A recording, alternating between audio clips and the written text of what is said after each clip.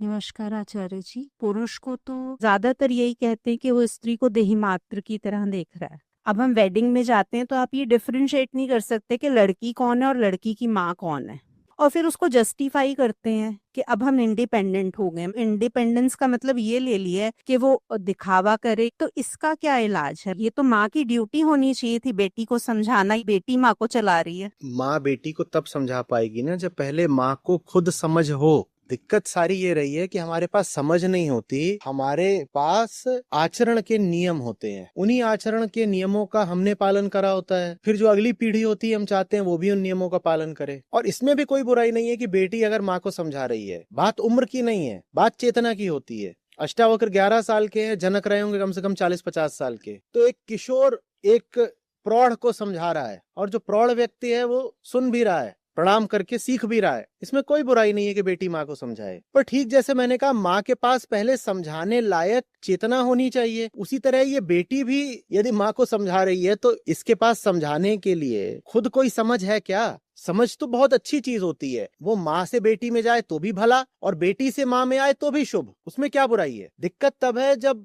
अंधा अंधे ठेलिया दोनों कूप पड़न। अंधा अंधे को रास्ता दिखा रहा है और दोनों जाके कहाँ पड़े? कुएं में जाके गिरे।